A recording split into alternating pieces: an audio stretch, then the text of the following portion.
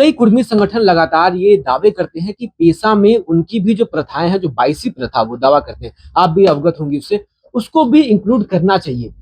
दयामणि बारला इस पर क्या सोचती हैं? अगर हम इस लड़ाई में फंसेंगे तो ना आदिवासियों का जमीन बचेगा, ना कुर्मियों का जमीन बचेगा, ना महतो का जमीन बचेगा। ओबीसी का आरक्षण देखेंगे तो आपका एसटी के कुल आरक्षण में से, एसटीओ का आरक्षण में से ओबीसी का आरक्षण ज्यादा है।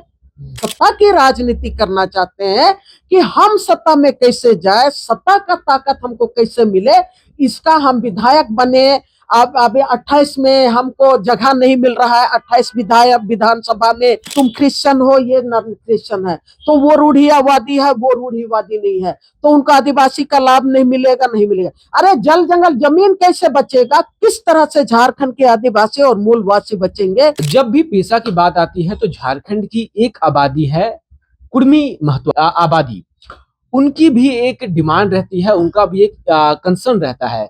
कई कुर्मी संगठन लगातार ये दावे करते हैं कि पेशा में उनकी भी जो प्रथाएं हैं, जो 22वीं प्रथा वो दावा करते हैं, आप भी अवगत होंगी उससे, उसको भी इंक्लूड करना चाहिए। दयामणि बारला इस पर क्या सोचती हैं? आप पूरे झारखंड में रही हैं, कुर्मियों की जो 22वीं प्रथा है उसके बारे में क्या सोचती हैं? क्या उसको भी पेशा में इंक्लूड होना चाहिए? देखिए, सबसे पहले तो मैं ये कहना चाहूंगी, सब हमेशा मैं एक ही बात बोलती हूँ कि अभी कुर्मी जो वैसी प्रथा है उसको पेशा में लागू करना चाहिए, नहीं लागू। जो भी एक तो कष्ट के नाम पर जो भी आदिवासी में शामिल होना चाहते हैं, वो आदिवासियत में क्या चीज रखा हुआ है, नहीं रखा हुआ है, वो बात की बात है। लेकिन ये जो 5वीं अनुसूची का क्षेत्र की बात अगर हम करेंगे तो वो 5वीं अनुसूची में पेशा जो कानून है वो सिर्फ आदिवासी समाज के लिए लागू नहीं है, हर जाति समाज के लिए लागू है।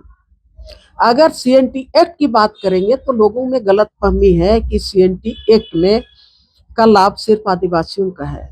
वो आदिवासियों को केवल लाभ नहीं है, वो जमीन बचेगा तो पूरे झारखंड वासियों को लाभ है। और जब पेशा कानून में जब जमीन बचाने की बात है तो उसमें कुर्मी भी बचेगा, महतो भी बचेगा, उसमें आप तेली भी बचेगा, बनिया भी बचेगा, साहू भी बचेगा, सब कोई बचेगा, दलित भी बचेगा, पूरा इलाका का जमीन ही बचेगा, पूरा 5वीं अनुसूची क्षेत्र का। अब जब आप ये लड़ाई केवल लड़ेंगे कि हम आदिवासी समुदाय में हमको शामिल किया जा रहा है, नहीं किया जा रहा है, अगर हम इस लड़ाई में फंसेंगे तो ना आदिवासियों का जमीन बचेगा, ना कुर्मियों का जमीन बचेगा, ना महतो का जमीन बचेगा, ना यहाँ का किसी तबके का बचेगा, ना तो 5वीं अनुसूची बचेगा। पहले पहले जमीन बचाओ, जंगल बचाओ, नदी और पहाड़ को बचाओ। और पेशा कानून वो जमीन का संरक्षण के लिए है, सीएनटी एक्ट है इसी का संरक्षण के लिए है।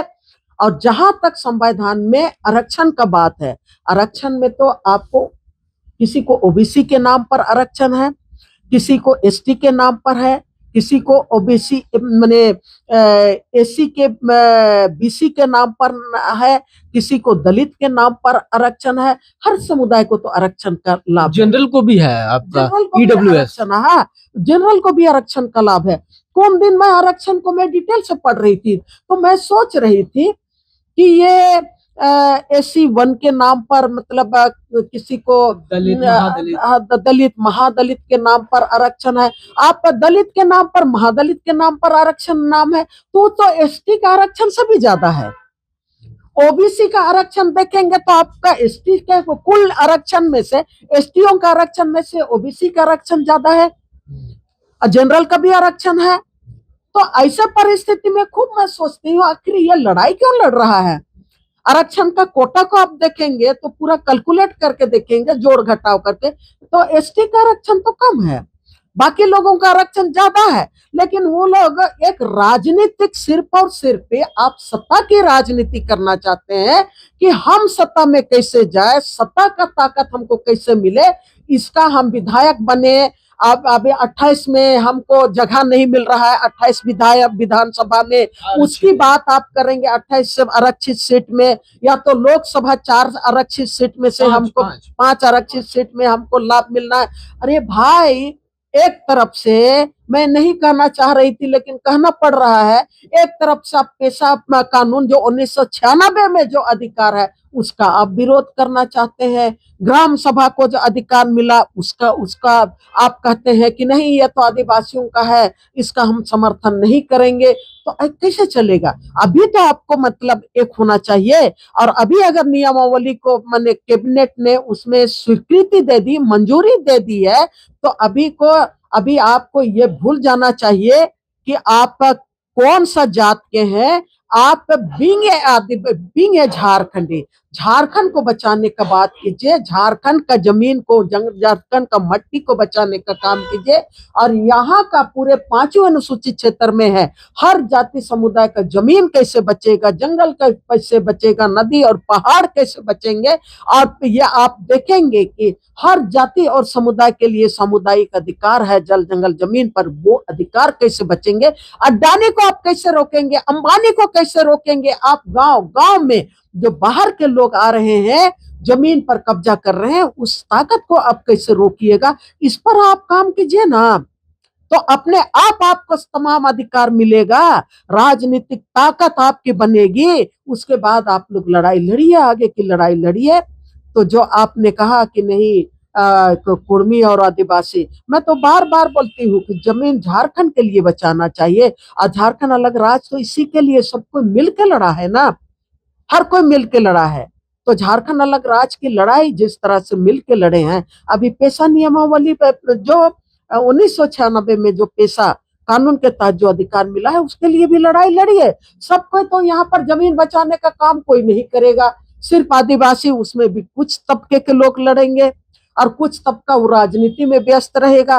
राजनीति में वो राजनीति की व्यस्त नहीं की बात नहीं कर रही। कोई बोलेगा कि तुम क्रिश्चियन हो, ये नॉन क्रिश्चियन है, तो वो रूढ़ियावादी है, वो रूढ़िवादी नहीं है, तो उनको आदिवासी का लाभ नहीं मिलेगा, नहीं मिलेगा। अरे जल जंगल जमीन कैसे बचेगा, किस तरह से झारखंड के आदिवासी और मूलवासी बचेंगे, ये राजनीति आपको करना पड़ेगा। और यही राजनीति आपको भी बचाएगा, हमको भी बचाएगा, यहाँ का हर जाति और समुदाय को बचाएगा। और वही जो आपने कहा कि टोटेम को किस तरह से मतलब एक अधिकार के तहत यहाँ पर मान सम्मान के साथ जीने का अधिकार देगा।